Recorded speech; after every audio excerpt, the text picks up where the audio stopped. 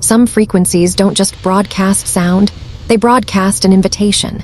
And on the loneliest roads, something is always listening for the signal that says you're available. There are veins of asphalt that stretch through the darkest parts of the American landscape, places where the silence between midnight and dawn is so profound, it feels like a physical weight. On these roads, the world holds its breath, and the crackle of radio static can sound like a final, desperate warning. This isn't a story told around a campfire. It's an evidence log, a collection of fragmented data points that paint a picture of something that watches from the edges of our perception. Something that doesn't operate on our timeline, within our dimension, or by any rule we understand. This is a record of two events, two disappearances, separated by 17 years and over 300 miles of forgotten highway, yet intrinsically linked by an unnatural residue, a stain that doesn't cling to fabric or metal, but seeps directly into memory itself. The first file is dated October 13, 2007. The timestamp reads 2:17 a.m. Pacific Time. The location is a desolate, winding stretch of Oregon Route 218, a place where the high desert plateaus suddenly crumble into unseen canyons. The road is a single lane of fractured blacktop, hemmed in by the skeletal shapes of juniper trees and an oppressive, suffocating silence. The driver is Richard Ellery, a man in his late 40s, returning home from a late shift as a collections manager at the John Day Fossil Beds Visitor Center. His car, a tired 1998 Ford Taurus with the odometer ticking past 210,000 miles, has a cheap, dash-mounted camcorder suction cupped to the windshield. He'd installed it a few weeks prior, a mundane precaution against a recent spate of vandalism near the Sheep Rock unit. The footage it captured was never meant to be evidence of anything more than petty crime. Instead, it became a window into the abyss. The memory card was found crushed, but forensic specialists managed to salvage most of the data. It is corrupted, glitch-ridden, but what it shows is horribly, undeniably intact. For 19 minutes, the footage is a hypnotic study in rural loneliness. The Taurus's headlights cut a weak, yellow tunnel through the swirling dust. The world outside the cone of light is an absolute, featureless black. The only sounds are the rhythmic hum of worn tires on rough pavement and the faint, ghostly sound of a jazz station, M1130, struggling against a rising tide of static. Richard Ellery is humming along, a low, absent-minded tune. He is tired. He is simply going home. The camera captures the mundane reality of a man at the end of his day. Then, the timeline marker hits 2:1644. The road ahead, which was utterly empty a single frame before, is now occupied. A figure stands directly in the center of the lane, perfectly illuminated by the high beams. It is tall. Disturbingly, impossibly thin, its limbs elongated like a poorly rendered animation. It appears to be wearing a tattered lab coat, but the fabric doesn't hang. It flows and ripples with a slow, liquid motion, as if submerged in deep, invisible water. It has no face. Where features should be eyes, a nose, a mouth, there is only a smooth, pale, ovoid expanse. It is a canvas of absolute nothingness. It doesn't react. It doesn't acknowledge the approaching vehicle. It simply is. Richard stops humming. The audio picks up the soft squeak of his foot lifting off the accelerator. The car coasts, its speed dropping. At 2:1652, the sound of the brake pedal groaning under pressure. The Taurus shudders to a complete stop, maybe 50 feet from the silent Sentinel. The figure remains motionless, a vertical tear in the fabric of the night. What? At 2:1655, Richard Ellery says his first and only recorded word, a whispered, shaky, "What?" And then the figure is gone. It doesn't walk into the brush. It doesn't fade or dematerialize. In one frame, it is there. In the next, it is not. The road is empty again. The only evidence it ever existed is the sound of Richard's ragged, explosive exhale, a gasp of pure, unadulterated relief. He waits a few more seconds, scanning the darkness on either side of the road. Seeing nothing, he shifts the car back into drive. The engine revs slightly. The journey resumes, but the camera catches what he doesn't. As the car begins to move, the video signal pulses just for a moment. A wave of digital distortion, like a heat shimmer captured on magnetic tape, washes across the frame. And through this momentary glitch, the rearview mirror becomes chillingly clear, reflected in its small, dark rectangle, framed against the blackness of the road behind him. The figure is now sitting in the back seat, What happens next is 38 seconds of pure auditory horror. The video feed cuts to black, but the microphone continues to record. There is the sound of Richard's breathing, now sharp, shallow, and panicked. Then another sound emerges, layered beneath his terror. A wet, percussive clicking. A sound like cartilage being stretched and snapped back into place, over and over. It's a sound of anatomical reconfiguration, of something inhumanly jointed settling into the confined space behind him. A long, agonizing pause follows, filled only with the car's engine and Richard's hyperventilating breaths. Then, his voice, so quiet it's almost lost in the static, a strangled whisper of absolute dread. "It's touching my neck." The audio records one final, sharp intake of breath. It is a sound of sudden, shocking surprise. And then, the unmistakable noise of the windshield violently shattering. Not with the dull thud of an impact, but with a high-pitched, tearing shriek, as if the glass had been unzipped from its rubber seal by an incredible internal force. The recording ends. Silence. 3 days later, a Wheeler County Sheriff's deputy found the Ford Taurus. It was parked neatly on the gravel shoulder of Route 218, perfectly aligned with the white line. The engine was cold. The keys were still in the ignition. There was no blood, no sign of a struggle, nothing to suggest violence had occurred. Richard Ellery was gone. The only things out of place were the camcorder, which lay on the passenger side floor mat as if it had been ejected, and a coffee-stained map of the county spread across the steering wheel. On the map, a single point had been circled in shaky red ink. A location 50 miles from any known road, deep in the uninhabited Badlands. Beside it, a hastily scrawled note. "It followed me back." Officially, the case was closed. A probable abduction, a possible mental health crisis leading to a walk-off into the desert. Case filed, forgotten. But the footage wasn't forgotten. Years later, a retired Oregon State Police evidence technician, haunted by what he'd seen, leaked the corrupted video file. Digital forensic analysis, performed by independent researchers, in 2019 unearthed anomalies that defied every known law of physics. The camera's embedded metadata revealed that during those final seconds of video, the ambient temperature inside the car plummeted from a stable 68 degrees Fahrenheit to a cryogenic -11 degrees, a change that occurred in just 1.3 seconds. And the audio waveform was even more disturbing. When isolated and amplified, a secondary voice can be heard beneath Richard Ellery's whisper. It is not human. It speaks in a dead language, identified by bewildered linguists as a fragmented dialect of Proto-Uralic, but interwoven with the ancient words are something else.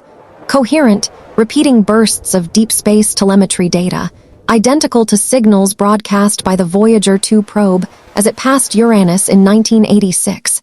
There is no explanation, but there is a consequence. A persistent, chilling side effect reported by nearly everyone who has listened to the unedited audio file. A profound, overwhelming, and irrational compulsion to drive at night. To find an empty road, turn off the music, and just drive. Alone. Our second file opens 17 years later on December 3, 2024. The time is 1:04 a.m., Eastern Standard Time. The subject is Mara Chen, a brilliant and rigorously logical graduate researcher specializing in anomalous acoustics at Rensselaer Polytechnic Institute. She is returning from a late-night conference in Albany, New York, her mind filled with data and equations. Her route is mundane, a stretch of Route 20 that cuts through the skeletal remains of Schenectady's abandoned industrial corridor. Her car is a leased Tesla Model 3, a sterile, silent bubble of modern technology. As part of her university's experimental field protocol, the car's cabin is recording a continuous audio log. She is actively testing a new algorithm, one she designed herself, to detect and isolate infrasound anomalies, low-frequency vibrations believed to cause spatial disorientation and feelings of dread. She was looking for data. What she recorded was a signal opening a door. At 1:07 a.m., the Tesla's massive central touchscreen display flashes. The pleasant, synthesized voice of the GPS speaks, cutting through the silence. Recalculating, in 200 feet, continues straight through the construction zone. Mara frowns. There's no traffic, no accident reported, and there is no construction zone. Satellite imagery from that exact time confirms the road ahead was clear, desolate. But she is tired. Her mind is elsewhere. and she defaults to trusting the machine. She follows the instruction, continuing straight as the familiar road narrows into an unlit service lane. The streetlights vanish one by one, plunging her into a darkness as absolute as the Oregon desert. At 1:11 a.m., her own equipment betrays her. The cabin speakers emit a low, powerful tone, a vibration she feels more than hears. Her algorithm, running on her laptop, identifies it instantly. 17.8 Hz, the precise resonant frequency of the human eyeball. It's a frequency known to induce visual hallucinations, nausea, and a baseless, primal sense of terror. But what Mara was about to see was not a hallucination. Her phone, mounted on the dashboard, suddenly illuminates. Its screen displays a video playing automatically. It's a video she has never seen, never recorded. The footage is black and white, grainy and unstable. It shows a long, sterile hallway, lit by flickering fluorescent tube lights. The walls are institutional tile. The camera pans down the hall, past a door stenciled with faded black letters. Ward 7 restricted access. A timestamp is burned into the corner of the image, June 14, 1992. Mara's hands tighten on the wheel. This is impossible. Her phone has no internet connection out here. Cellular service had dropped to 0 miles back, yet the phantom video continues to play. The sound of solitary, echoing footsteps grows louder. A man in a rumpled, ill-fitting suit appears at the far end of the hall. His face is a blur, a digital smear, as if intentionally obscured. He stops, turns, and seems to look directly into the camera, directly at her. A whisper crackles from the phone's tiny speaker, a voice dry as dead leaves. "You shouldn't be seeing this. It knows you're watching." The video dissolves into a screen of hissing static, and in that exact moment, Mara looks up from the phone, back at the real world outside her car. Standing beneath the skeletal branches of a dead oak tree, bathed in the cold, white light of her Tesla's LEDs, is the man from the video. Same rumpled suit, same impossibly blurred face. He is holding a small, outdated shortwave radio that emits no sound, yet its presence causes the Tesla's touchscreen to glitch, filling with cascading lines of text. They are coordinates. 45.8821 degrees N, 121.5243 degrees W. The exact location where Richard Ellery's Ford Taurus was found 17 years before. Panic floods Mara's rigorously ordered mind. She slams the gear selector into reverse. Nothing happens. A message flashes on the screen. Route compliance active. The car is locked. It is driving itself, forcing her forward past the silent man and his silent radio. As she passes him, the hermetically sealed cabin of the Tesla is instantly filled with a sharp, alien smell. The scent of ozone after a lightning strike, mingled with the thick, cloying odor of freshly turned, wet soil. Her rearview mirror fogs over, a sudden bloom of condensation in the dry, climate-controlled air. She reaches up, her hand trembling, and wipes a clear streak across the glass. She expects to see her own frightened face, but it is not her reflection looking back. She is staring into a close-up of a single blue eye, a man's eye. It is wide with a terror so profound it seems to transcend reality. The mouth below the eye is moving, forming silent words she cannot hear. It is the face of Richard Ellery. The mirror cracks, not from an impact. It splinters from the inside out, a spider web of fractures emanating from the point where the spectral eye was staring, as if something on the other side had pressed against it, trying to break through. At 1:23 a.m., Mara Chen's voice is recorded one last time. It is not panicked. It is a voice of horrifying, sudden clarity, a scientist reporting a final, paradigm-shattering discovery. "It's not a person," she says, her tone calm, resigned. "It's a signal, and it's learning how to wear us." Then the audio log cuts out. Her car was found the next morning, idling silently in the weed-choked parking lot of a derelict paper mill in Mechanicville, New York.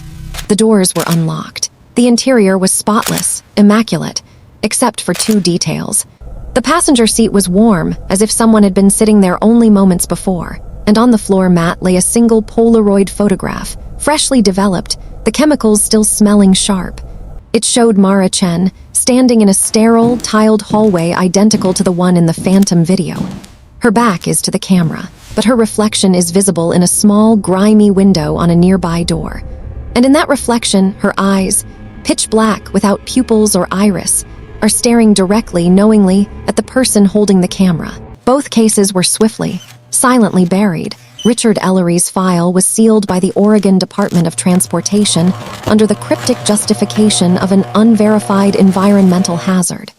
Mara Chen's incident was redacted by her university's ethics board, citing a potential cognitive contamination risk to investigators. But secrets like these fester.